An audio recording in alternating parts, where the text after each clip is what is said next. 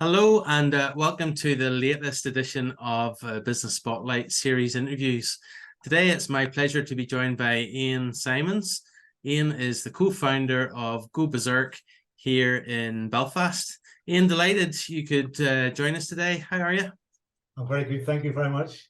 Good, good. Why don't you share with us who you are, what you do, and how long you've been doing it for?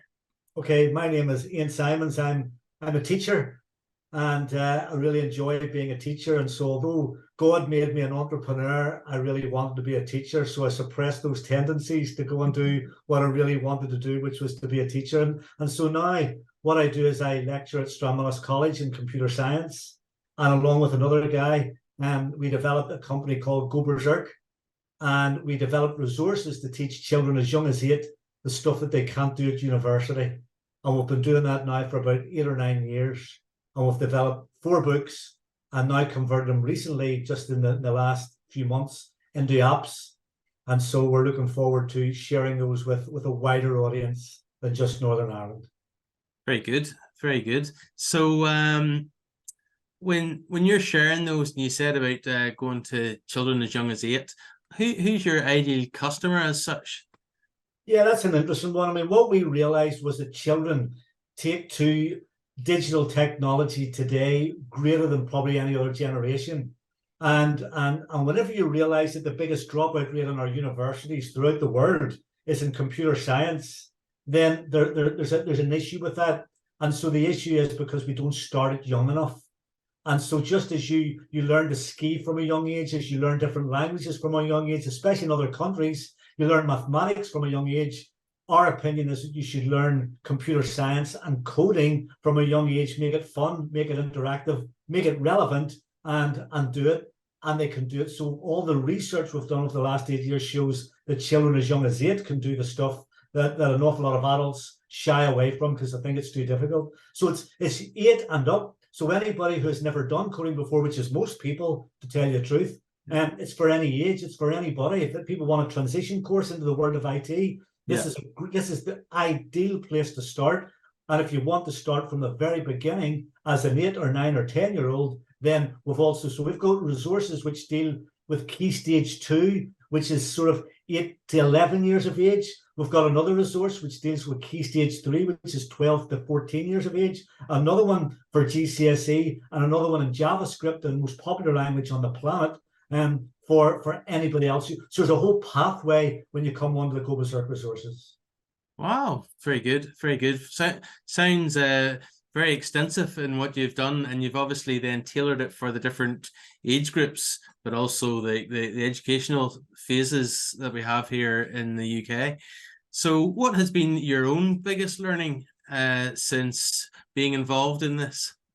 Well, I'm full-time at something else. So what we do with Berserk is part-time, and it's a labor of love more than anything else. Yeah. And so what I've learned that if you wanted to run it strictly as a business, you need to be at it full-time. And we haven't. We wanted, our heart's desire was to want to do good, to affect social change, to give young people, especially people who wouldn't have naturally the chance to engage with these sort of things, to give them the chance, to give them the skills, to give them the confidence and the self-belief to say that you can do this. And if you want to do it, we're going to show you how to do it. We're going to help you along the way. And therefore, one of the greatest pleasures in all of this is seeing people smile, is seeing people think, I can do this. And I'm enjoying learning something which for the rest of the world seems complicated, but is very doable. And that can lead to an awful lot of things because it affects not just computer science, it affects everything you do. If you have a can-do attitude, you can go and do anything. And what we have done promotes a lot of soft skills, which we call the Magnificent 7, because there's 7 of them we found, and it creates a can-do attitude. Excellent, excellent, and that's so vital. Can't remember who said it, but somebody said if you say I can or you say I can't, you're right in both cases. So that can-do attitude is so vital. Yeah. So you said about being a teacher and maybe having suppressed this entrepreneurship. So this wasn't something you always wanted to do when you were growing up, was it? Well, I knew I've always had. I mean, I see business as looking at the problem and solving it, because my first degree is in mathematics. So I see it as a mathematical issue, as a problem to solve. And I sit down and I try to solve them. But because money wasn't my ultimate goal, which most business people it is, it wasn't for me, and it still isn't for me. Then what I did was I put that aside and I went to another problem and I tried to solve that. And I thought, yeah, if I did that, that would work. And I put that aside. So I have a combination of those things, that if people wanted business ideas, there are certain people in life who have 1,000,001 ideas. I'm one of them. There's certain people in life who want ideas from people like me. And I think we need to collaborate. We need to get together. We need to share our skills, our resources, our ideas. Yes. And then things go forward. So although I am entrepreneurial in makeup, it's something which wasn't the driving force. I always wanted to be a teacher, and therefore I want to be the best teacher that I could be, and that's what I did. Brilliant, well done, and very essential. I don't think too many of us would be too far without teachers. No. So in starting then, I guess the part-time business with your colleague, what would you see as the biggest issue you've had to overcome? Yeah, I mean, we've won 15 awards for what we're doing, so we're very proud of that. We won 2 awards at the Learning Awards in London, which is the Oscars of the IT world, and we won 2. We're sponsored by most of the big companies in Northern Ireland, so our credentials we're really proud of. But probably the biggest thing that in recent years, probably COVID highlighted the issue that we use books, because our research said that 65% of people wanted to use a book rather than anything else. But during COVID, we realized that digital technology is probably the way to move. So we created an app during COVID, and now we've created all of our books into app format. And that progression has been a positive move, because now what it means is that any other part of the world we can share this with. One ex-student from Stimulus came on to me just 2 years ago, living in Bermuda, and she wanted to do coding with her classes. I give a 1-hour session, me and her online, and 40 of her students learned how to build websites using HTML and CSS and other languages, all because of that. And that can happen so easily. And that's what I've learned, is the digital world is there, and it's there to be utilized, and that's probably the next stage where we need to move to. Very good. That's excellent. It is quite fascinating and amazing from when I grew up, which was sort of pre-computers, when you were still sending faxes and things you got there, and I got a BMX for a birthday present when some other kids were getting the ZX Spectrum or the Commodore. Was it 64? It was called, yeah. So we've come a long way, and now, like you say, like it is for so many aspects, at a young age you can learn things so much quicker and take them on board. So I really admire what you've done and achieved. That's fantastic. So out of this then, what would have been the most surprising thing that you've encountered? Well, I'll tell you what really surprised us. My colleague decided to enter us in for a competition about 6 or 7 years ago. And I thought, well, that's fair enough. But winning competitions is for other people. It's for real businessmen. It's for real people who, and so we were nominated in the top 3. So we went to the first event, and with my wife and his girlfriend. And as we were sitting there, I was shocked. I was honest to goodness shocked when they called out our name twice that night for 2 awards. And that then started the avalanche of things. And so we've won 15 awards. And the reason why we haven't won more than 15 is because we stopped applying for different awards. And so when you've won 15, that was great. Some of them were financial, some of them were just a trophy, some of them are behind me, some of them are in my office and work. And we're really proud of that, because that has put us onto the map, and it's something that we can let people know. So that was a real shock. I mean, I really didn't expect to be anywhere, and that's probably typical Northern Ireland, where we apologize quite often for things that we can do, whereas another part of the world will say, if you want to touch me, this is your last chance because we're brilliant. And so it was interesting, and it was very appreciated, I have to admit. It's fantastic. I see you maybe stopped applying for these things to give other people a chance now. If you've I don't know, but it was yeah, that was, I just didn't expect that. That was something that happened unexpectedly. Fantastic. And through this whole journey, what have you learned most about yourself? You know, I'm a pretty driven person, always have been a driven person, and I juggle several balls, and so I'm involved in a whole lot of things. And this is just another thing that I'm involved in, and everything that I do, I give 100% to. And therefore, what it's shown me is that even in the world of business, which was not a natural thing, because I wanted to be a teacher, which was more giving than taking, and therefore, what this does is I can combine those two things. I can give, but we can also, without money, you can't get anywhere. And probably the biggest hindering factor is we've been dependent on other people. If it hadn't been for our sponsors, we couldn't have done this. If it hadn't been for people wanting to collaborate with us, we couldn't have done half of what we've done. And therefore, going forward, collaboration is king. And if people can collaborate with us, we've got the product. I spoke in one of the biggest educational conferences in the world, southbysouthwest.edu in America in 2015. And what they told me there was what we were doing in Northern Ireland was 10 years ahead of anything that they've got in America. Now, I took that on board and thought, now, what's that about? And therefore, what I've realized is that other products and other companies have grown exponentially.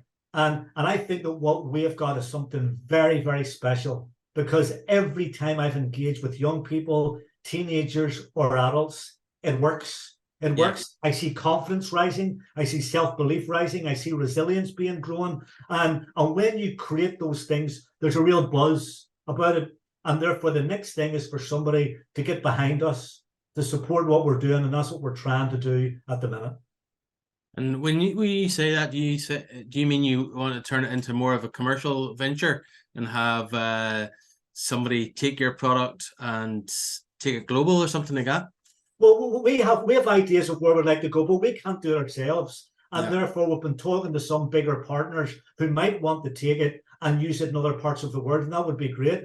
I have a real heart for Northern Ireland. I live here. Yeah. And my desire is to want to make Northern Ireland great. And not just great from our point of view, but great by adding to the greatness that's already here. So not a lot of fantastic companies that are doing brilliant things, and we want to be one of them. So what we've got is a set of resources, a set of training material that can start off with young people as young as 8 coming right through. There's a dearth of skilled IT professionals. And if we start the journey at a young age, we're going to grow them. We're going to grow them from within. We're going to grow them from the bottom up. We're going to give the potential of our country a boost, which allows people to move forward. And I'm hoping that the people will stay here as you develop your greatness in our schools, and they'll realize the opportunities that we have in Northern Ireland, which are fantastic. My heart's desire is that those kids go and then work or set up their own businesses and work in Northern Ireland, and then tell the rest of the world how marvelous this place is, because it is. And that's one of the things that drives me much more than money. But without money, you can't do these things. And if we had the money, I would probably take a career break. My buddy would take a career break, and we would give our full time and energy to making this work primarily for Northern Ireland, and then secondly, for any other part of the world that wants us to work with them. Sounds excellent. Sounds excellent. So behind all of this, who would have inspired you just in life or in the business world or in the teaching world? Well, certainly some of my teachers were a big inspiration to me, and people who really knew what they were talking about, cared for people with a passion, and really wanted us to learn, even to be better than them. The person in business that inspires me is somebody I've never met, and I'll tell you his name. His name is called Frank Graham, and Frank Graham, I think, was instrumental in setting up a fantastic company in Belfast called Kainos. I've never met Frank Graham, but I've heard so much about how he treated people And all I was told was that he cared for people. He treated them the way he would like to be treated, and people wanted to work for him as a result of that. And why wouldn't they? And therefore, in my school, for a number of years, I was teaching A-level computer science. And I told them all, number one, to get their A-level. And then secondly, when they go to Queen's and do a degree in computer science, after that, apply to Kainos. And it was all because I wanted them to go and work in a company that people cared for them, that looked after them, that nurtured them and got the best out of them. Yeah. And all the reports I'm hearing is that Kainos is growing from strength to strength. And I love to hear that very, very much. So Frank Graham has to be an inspiration. And I'm hoping someday that I can meet him and shake his hand and say, you keep doing what you're doing because you inspired people like me. Fantastic. Brilliant. So along with that, in terms of inspiration and things, you seem to be very motivated. You've said that you're a juggler of many different balls. Do you have any sort of favorite books that you turn to, or podcasts for these motivations, or does that come from within? I don't really have any other books. The book that I would read most is the Bible, and I'm a committed follower of Jesus, and I think Jesus is the kingpin of the universe. And the more I read about him, the more I am inspired to want to be like him. And I think some of the qualities that really inspire me are people who care, people who support, people who nurture, people who go out of their way to treat other people the way they like to be treated. And I can't find a better place to get that than the Bible. I don't like to preach at people, but you've asked me a question and I'm sharing it with you. And therefore, Jesus would be my inspiration in all that I try and do. And therefore, serving people the way I'd like to be served is an example that he showed us with his lifestyle when he was here. And if I can be more like him and therefore treat people the proper way, the decent way, and show them that there's something better, then that's what inspires me. Fantastic. Great sharing. Look, really appreciate that, Ian. And what do you think the future then looks like for Go Berserk? And I know you shared part of this already, but what would you see as the main challenge moving forward? Moving forward, what we probably need is some sort of business partner. We're a member of the Software Alliance, which is where the software companies in Northern Ireland have got together, and thank goodness they've got together, because working collaboratively is the only way to move things along. No one person is an island, and no one person can do it all on their own. No one business can do it on their own, even though some are fantastic and are far-reaching. They can't do it on their own, and therefore going forward, I hope. And it's not the end of the world if it doesn't happen, but I would hope that some company or some business or even the government would get behind me and allow me to do what I'm doing on a small scale and see the positive outcomes of that to do for the whole country. And that's what I would love to happen. And if that happened, then that would be great, because we would be able to influence for good a wider audience than what we've got at the minute. So we work with the most vulnerable people in society, and our projects are working. We're working with small groups of schools and small teams, and it's working. And therefore, the next logical stage would be to broaden that out to a wider audience. And ideally, Northern Ireland would become great, but we don't mind sharing that with anybody else who would like to use our products and use our resources and use the skills and talents that we've got to share that with others. Totally fantastic. So, I know that primarily you're not a businessman, but what would you say to anyone thinking of going into business? Yeah, I think you have to.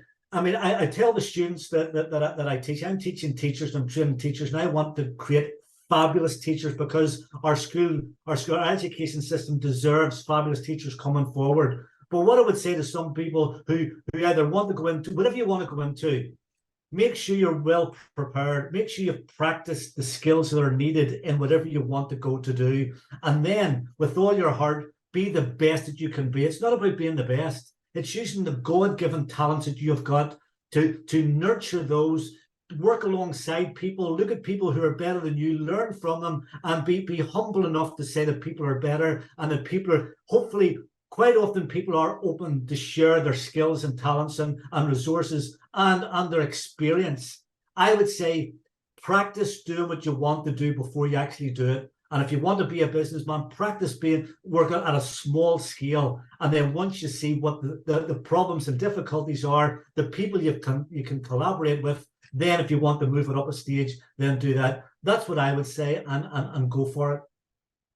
Super. No, that's brilliant advice.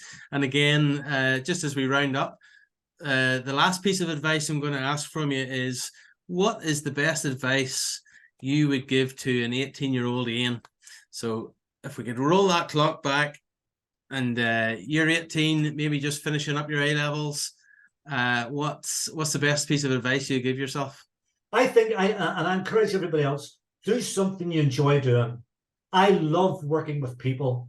I love when I've explained to small groups of kids playing football, doing computer science, doing mathematics, being involved in the boys' brigade or whatever. When you go and do it, enjoy what you do. Give 100% to whatever you're doing to make it the best that you can be at that time, and be open enough to people giving you advice. That's what I tried to take on board growing up. I want to be a teacher. I modeled myself on the best teachers that I could get. My A-level maths teacher was a man called Mr. Taylor, and Mr. Taylor from Orangefield High School was the most fabulous teacher. I modeled the way I teach on the way he taught me. It was step by step, it was guided, it was instructional, and it was very informative. And I tried to do that. So whatever I've done, I've always tried to give the best that I can do. And I would encourage whoever's going to do it, work hard, be passionate, and give the best that you can give. Brilliant advice, Ian. Look, really, really appreciate your time today, your sharing, all of the advice and the nuggets that you've shared. Great information for our viewers, and I just want to say thank you so much for that. And also every very success going forwards with Go Berserk. And thanks again. Thank you very much for your time. Appreciate it. You're welcome.